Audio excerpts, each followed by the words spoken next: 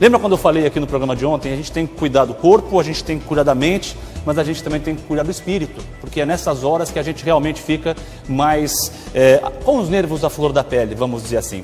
Vamos falar um pouco mais sobre esse assunto? Eu estou recebendo aqui, queria muito poder dar um abraço, mas a pandemia não permite. Estou recebendo aqui no estúdio o pastor Marcos, da nossa querida Igreja Universal. Pastor, só no pé aqui, né? A gente só pode cumprimentar no pé. Deixa eu sentar aqui ao seu lado. Pastor, não é só o corpo, né? Não é só a gente fazer aquela atividade física em casa, não é só a gente ler um livro. A gente não pode descuidar da nossa fé nesse momento também, não é isso? É porque a fé, Luiz Eduardo, que nos mantém. A fé faz a gente acreditar. A própria palavra de Deus diz que a fé é a certeza de coisas que a gente espera, convicção de fatos que não se veem. Hoje não se pode ver a cura, mas através da fé nós cremos que isso é possível e vai acontecer, que tudo isso vai passar. Pastor, independente da denominação religiosa, as pessoas sempre buscaram a igreja como um refúgio, às vezes conversar com o pastor, se o pastor não está ali naquele momento, conversar com um obreiro, para desabafar, para abrir o coração. Agora isso não está sendo possível. Como que é o desafio de pregar à distância para os fiéis? Olha, a gente vê uma dificuldade maior. Queríamos poder fazer mais, mas infelizmente, Luiz Eduardo, nós não temos a quantidade de pastores hoje para poder atender toda a população, todas as pessoas que nos pedem ajuda. Estamos nos fazendo o máximo para poder alcançar todos. Mas veja o caso, a gente atende inúmeros pedidos de socorro, inclusive eu até trouxe um áudio, se permitir. Se já tiver com a nossa equipe e a direção autorizada, também não vejo nenhum problema, não vejo objeção. Pedidos de socorro de pessoas no último estágio da depressão, já a ponto de tentar tirar a própria vida. Nesse áudio, essa menina ela fala que tinha tal ponto de se enforcar, ela já estava com a corda na mão, pedindo ajuda. E eu digo, não é um, não é dois. Infelizmente a gente não vai conseguir colocar não o vai áudio, conseguir, pastor. não tem problema. Se fosse gravado, conseguiríamos Sim. em edição, mas ao vivo não teremos como. Sem problema nenhum. Mas ela pede socorro, pedindo para que nós viéssemos ajudar.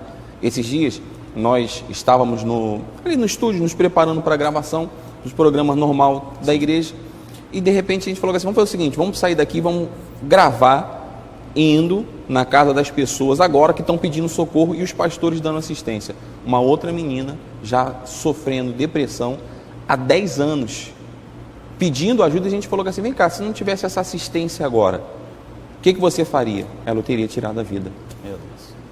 Olha, a gente teve uma repercussão muito grande nas redes sociais, porque nós tivemos esses dias com o governador para poder solicitar a reabertura das igrejas, claro, reabertura, reuniões nas igrejas, com público reduzido, 30%.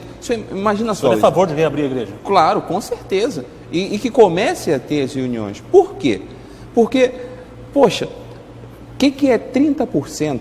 Isso é justamente aí as fotos da reunião. Né? O que é 30% do público total da igreja? Vamos botar assim, suponhamos que a igreja caiba 1.000 pessoas, né? São 300 pessoas que vão estar ali assistindo a reunião com distanciamento social, distanciamento, né, entre pessoas, com álcool gel na porta, sendo orientadas. Assim nós poderíamos estar ajudando mais pessoas. Teve uma pessoa até que me questionou na rede social, falando que assim, você é louco, você não está vendo os boletins, você não está vendo quantas pessoas estão... Tudo bem, vamos analisar os boletins então. Hoje em dia, são cerca de 526 mil pessoas no mundo contaminadas. Você sabe quantas nós temos no mundo? Não, perdão, no Brasil, né? No Brasil. Sabe quantas pessoas nós temos no Brasil com depressão? Mais de 11 milhões. Um número completamente elevado. Agora, por quê que isso não é divulgado? Porque, vamos dizer assim, se a pessoa que está contaminada hoje pelo Covid-19 não é diminuindo, eu estou querendo dizer que não adianta nós lutarmos somente por um problema. Nós temos que também evitar essas pessoas de chegar ao ponto de tirar a própria vida. Uma outra menina, ela perdeu a mãe há pouco tempo. Você acredita que o nível de depressão dela estava tão alto que ela estava se automutilando, escrevendo o nome da mãe no braço? Aí essa mesma menina ela me perguntou assim, ela falou assim para mim, mas essas pessoas tiram a vida porque quer. Peraí, poxa, ninguém sofre porque quer. E a depressão, muita gente fala, depressão é mimimi, não é, né? Não é frescura. Então, você entende aí quantas são as pessoas que estão sofrendo nesse momento, enfrentando problemas gravíssimos, pedindo ajuda. Infelizmente, não temos pastores o suficiente para atender todo mundo. Por isso, as reuniões são importantes, porque elas vão poder chegar até a igreja, vão poder orar, vão poder estar ali, esperar um dado momento para poder ser atendida e podermos alcançar dando o auxílio necessário. Por mais, pastor, que hoje o telefone, o WhatsApp, uma chamada de vídeo possa acalentar o coração, nada como pegar na mão, nada como eu sempre brinco, aquela oração forte para espantar o inimigo, né? Justamente, nós não podemos perder a solidariedade. A verdade é essa. Porque eu acredito que o pior vírus que existe se chama egoísmo. Porque a gente vê que o coronavírus, ele chegou e ele tem atingido tanto o rico quanto o pobre. Sim. Né? E de uma forma agressiva. Mas existe a questão da prevenção. Por exemplo, se a gente for olhar em questão, mas tem estudos, se a gente for analisar, tem estudos que comprovam que o lockdown não funcionou em lugar nenhum do mundo. É verdade. O próprio Prêmio Nobel de Química de 2013 falou que o lockdown não funciona em lugar nenhum. Justamente, mas foi aderido aqui. Claro, temos que seguir a direção, o governo deu a direção, então vamos lá, vamos seguir, vamos obedecer. Afinal de contas, foi eleito pelo próprio povo. Sim. Então, essa questão política não tem que ser vista agora, tem que ser vista no tempo certo. Agora é hora de a gente combater, sim, o vírus, combater os demais problemas. Então, o nosso objetivo é ajudar as pessoas, conscientizar. A higiene não ajuda? Então, eu acredito que a higiene é muito mais eficaz do que o lockdown. Porque a gente sabe que esse vírus é um vírus agressivo, mas é sensível ao cuidado. Eu tenho conversado com vários pesquisadores, biólogos, inclusive aqui do estado, o Patrício Almeida, né, que é um dos pesquisadores que estão aí, tenho conversado com eles e eles têm falado, olha, o cuidado e a prevenção é eficaz, principalmente no início. E isso tem que ser uma orientação que tem que ser dada às pessoas. Agora, eu acredito que não adianta, né, vamos dizer assim, nós não minimizamos e nem queremos que ninguém venha morrer de Covid, mas eu também não quero que ninguém morra de suicídio. Eu também não quero que ninguém morra de fome. E o comércio, pastor? Eu sei que, vamos dizer assim, a sua praia é a fé. Sim. Mas o senhor é um conhecedor de vários temas. Daqui a pouquinho quero entrar no assunto dos jovens também, que é a sua especialidade.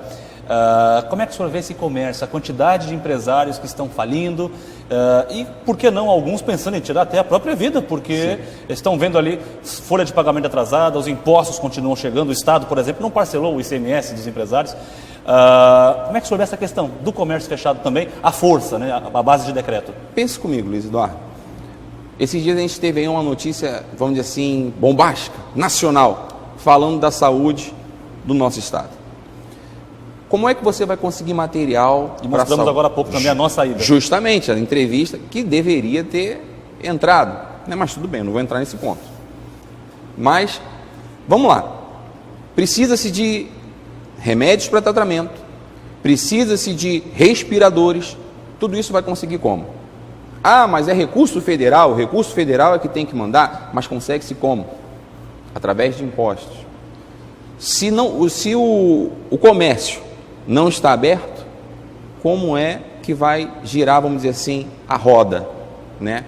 Como é que essa roda ela vai girar? Como que o imposto vai se tornar uma verba pública para poder investir na saúde?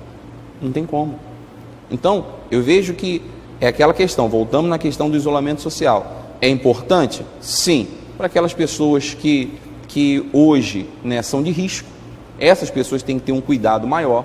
Aquelas pessoas que já estão contaminadas têm que ter um cuidado maior, porém investir mais no tratamento, que foi o que começou agora a ser feito no estado. E começou tardiamente. Justamente. Se tivesse dado remédio lá no início, a gente não teria os números que nós temos hoje. Justamente. O próprio prefeito, ele fala, se hoje a gente for fazer um paralelo entre a saúde do estado e a economia do estado, se a saúde está em colapso, então a saúde, a economia, ela está desnutrida. E de fato, uma pessoa desnutrida, o que acontece? Ela pode vir a morrer. Se a economia do Estado, ela despencar, como que a saúde vai andar? É aquela história da lojinha, né? Foi só uma lojinha que fechou, mas aquela lojinha fez todo um sistema entrar em colapso. Justamente. Então, quer dizer, um problema vai gerando o outro. Não tem essa questão, depois recupera, depois pode ser tarde demais. Pastor, como é que está o nosso trabalho com os jovens? A nossa Força Jovem Universal, o nosso tudo junto e misturado. Como é que eles estão enfrentando essa pandemia e essa quarentena, presos cada um na sua casa? Olha, temos feito muitas reuniões, isso são todos os pastores e todos os grupos, online, né? Aqueles que necessitam, estamos fazendo uma visita também, né, na casa deles, para poder estar orientando e ajudando com todo o cuidado, com toda a prevenção, porque sempre tem aquele lado, né, aqueles dois extremos, né? Tem aquela pessoa que ela é extremista ao ponto de falar, não, todo mundo tem que ir para a rua, e tem aquela pessoa que fala, não, todo mundo tem que ficar em casa. A verdade é que tem que ter o equilíbrio. Nesse momento é hora de equilíbrio, nós temos que olhar os dois lados, para que não haja problema algum. Então, temos feito reuniões por videoconferência, né, todos os pastores, temos dado assistência, inclusive até assistência na questão de alimentação, cesta básica, a igreja tem feito isso. E muita gente acha que a igreja não é essencial num momento como esse. Eu trouxe um vídeo, se desse só para colocar assim, takezinhos assim, passando, eles vão ver carros saindo com cestas básicas, indo atender as pessoas menos favorecidas. E que está sendo ajudada até hoje.